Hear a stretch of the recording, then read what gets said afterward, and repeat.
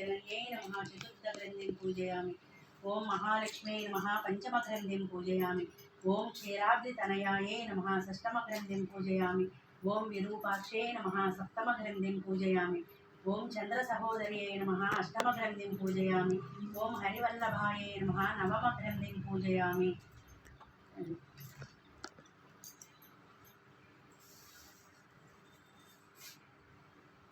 తోరం ఇద్దరు చెరబట్టి కట్టుకుంటారా?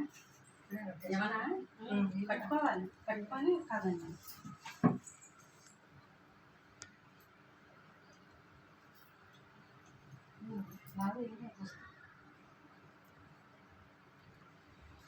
ఆకు పెట్టి ఇలా దేనికని పెడితే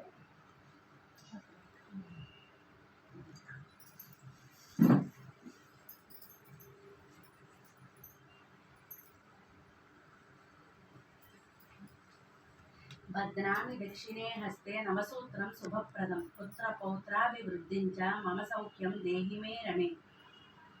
ఈ మంత్రము పఠనము చేయుచు తోరము కట్టుకొనవలెను.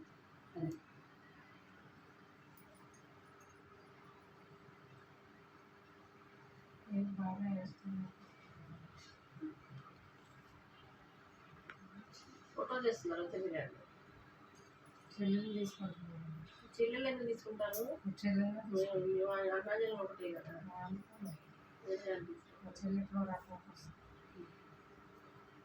భద్రామి దక్షిణే హస్తే నవసూత్రం శుభప్రదం పుత్ర పౌత్రాభివృద్ధిం చ మమ సౌఖ్యం దేహి మే రమే.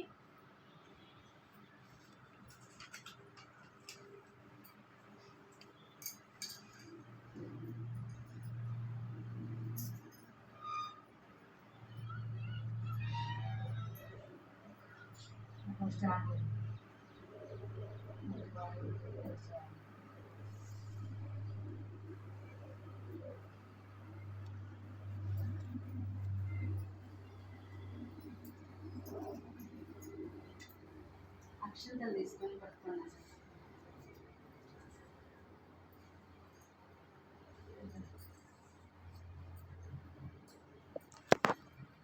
సూత పౌరాణికుడు సౌనకుడు మొదలగు మహర్షులను చూచి ఇట్లని, మునివర్యులారా, స్త్రీలకు సర్వ సౌభాగ్యములు కలుగనట్టి ఒక వ్రతము పరమేశ్వరుడు పార్వతీదేవికి చెప్పాను.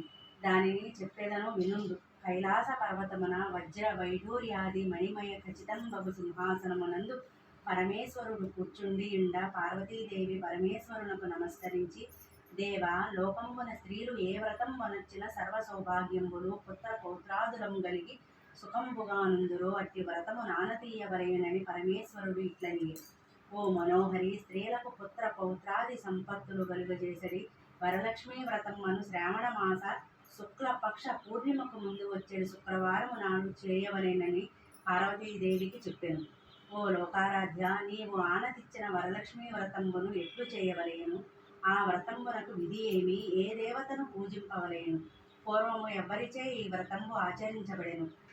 దీనిని ఎలా సవివరంబుగా వివరింపవలేనని ప్రార్థించిన పరమేశ్వరుడు పార్వతీదేవిని గాంచి, ఓ కాత్యాయిని, వరలక్ష్మీ వ్రతము సవిస్తారముగా చెప్పెదను వినుము. మగధ దేశమున కుండినంబను ఒక పట్టణము కలదు. ఆ పట్టణము బంగారు ప్రాకారంబులతోడను బంగారు గోడలు గల ఇండ్లతోడను కూడి ఉండెను. అట్టి పట్టణమునందు చారుమతి అను ఒక బ్రాహ్మణ స్త్రీ కలదు. ఆ వనితామణి పెనిమిటిని దేవునితో సమానముగా తలచి ప్రతి దినమును ఉదయంబున మేల్కాంచి స్నానంబు చేసి పుష్పములచే భర్తకు పూజ చేసి పిదప అత్తామామలకు అనేక విధములైన ఉపచారంబులను చేసి ఇంటి పనులను చేసుకొని గయ్యాళి కాక మితముగాను ప్రేమగాను భాషించుచుండెను. ఇట్లు ఉండగా ఆ మహాపతి ప్రతయందు వరలక్ష్మీదేవికి అనుగ్రహము కలిగి ఒకనాడు స్వప్నమున ప్రసన్నమై, ఓ చారుమతి, నేను వరలక్ష్మీదేవిని. నీ యందు నాకు అనుగ్రహము కలిగి ప్రత్యక్షమైతిని. శ్రావణ శుక్లపక్ష పూర్ణిమకు ముందుగా వచ్చే శుక్రవారము నాడు నన్ను పూజించిన నీవు కోరిన వరంబులను ఇచ్చెదను అని చెప్పాను. చారుమతీదేవి స్వప్నములోనే వరలక్ష్మీదేవికి ప్రదక్షిణ నమస్కారములు చేసి, నమస్తే సర్వలోకానాం జనన్యే పుణ్యమూర్తియే శరణ్యే త్రిజగద్వంద్యే విష్ణువక్షస్థలాలయే అని అనేక విధంబుల స్తోత్రము చేసి, ఓ జగజ్జనని, నీ కటాక్షంబు వెలిగినేని జనులు ధన్యులుగాను విద్వాంసులుగాను సకల సంపన్నులుగాను అయ్యదరు. నేనును జన్మాంతరమున చేసిన పుణ్య విశేషమున నీ పాద దర్శనము నాకు కలిగినని చెప్పిన వరలక్ష్మి సంతోషము చెంది చారుమతికి అనేక వరంబులిచ్చి అంతర్ధానము నుండి చారుమతి తక్షణమున నిదుర మేల్కాంచి ఇంటికి 4 ప్రక్కలను చూచి వరలక్ష్మీదేవిని గానక ఓహో మనము కలగంటిమని ఆ స్వప్న వృత్తాంతము భర్తకు మామగారు మొదలైన వాళ్ళతో చెప్పగా వారు ఈ స్వప్నము మిగుల ఉత్తమమైనదని శ్రావణ మాసము వచ్చిన తోడనే వరలక్ష్మి వ్రతము అవశ్యంబుగా చేయవలసినదని చెప్పిరి. పిమ్మట చారుమతియును స్వప్నము విన్న స్త్రీలు శ్రావణ మాసము ఎప్పుడు వచ్చునాయని ఎదురు చూచుచుండిరి. ఇట్లు ఉండగా వీరి భాగ్యోదయము ఉదయించుట వలన శ్రావణ మాస పూర్ణిమకు ముందు వచ్చే శుక్రవారము వచ్చెను. అంత చారుమతి మొదలగు స్త్రీలందరూ ఈ దినం వేగదా వరలక్ష్మీదేవి చెప్పిన దినంబని ఉదయంబునే మేల్కాంచి స్నానంబులం చేసి చిత్ర వస్త్రములను కట్టుకొని చారుమతీదేవి గృహంబున ఒక ప్రదేశమునందు గోమయముచే అలికి మంటపంబు ఏర్పరిచి అందొక ఆసనంబు వైచి దానిపై కొత్త బియ్యము పోసి మర్రిచిగుళ్ళు మొదలగు పంచ పల్లవములచే కలశంబు ఏర్పరిచి అందు వరలక్ష్మీదేవిని ఆవాహనము చేసి చారుమతి మొదలగు స్త్రీలందరూ మిగుల భక్తియుక్తులై సాయంకాలమున పద్మాసనే పద్మకరే సర్వలౌకైక పూజితే నారాయణ ప్రియే దేవి సుప్రీతా భవ సర్వదా అను ఈ శ్లోకముచే ధ్యాన ఆవాహనాది షోడశోపచార పూజలను చేసి 9 సూత్రములు గల తోరంబున దక్షిణ హస్తమున పట్టుకొని వరలక్ష్మీదేవికి నానావిధ భక్ష్య భోజ్యంబులను నివేదన చేసి ప్రదక్షిణము చేసిరి. ఇట్లు ఒక ప్రదక్షిణము చేయగానే ఆ స్త్రీలు అందరికీ కాళయందు గల్లు గల్లుమనొక శబ్దము కలిగెను.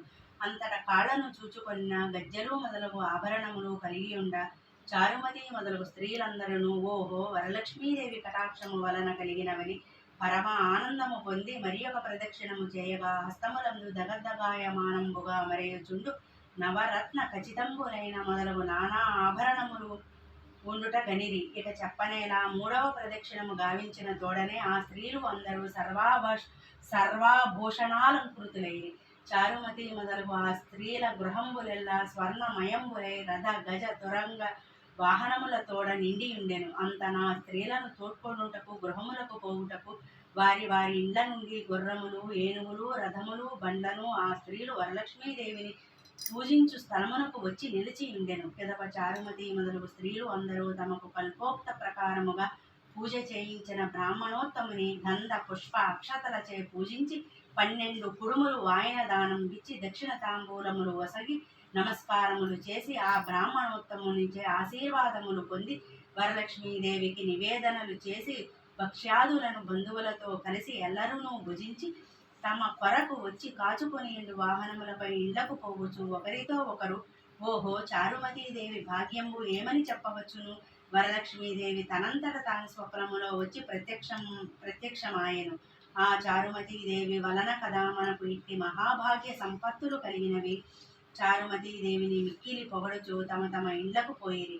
పిదప చారుమతి మొదలగు స్త్రీలు అందరూ ప్రతి సంవత్సరమును ఈ వ్రతంబు చేయుచు పుత్ర పౌత్రాభివృద్ధి కలిగి ధన కనక వస్తు వాహనముల తోడ ఊడుకొని సుఖంబుగా నుండిరి. కావున ఓ పార్వతి ఈ ఉత్తమమైన వ్రతమును బ్రాహ్మణాది 4 జాతుల వారును చేయవచ్చును.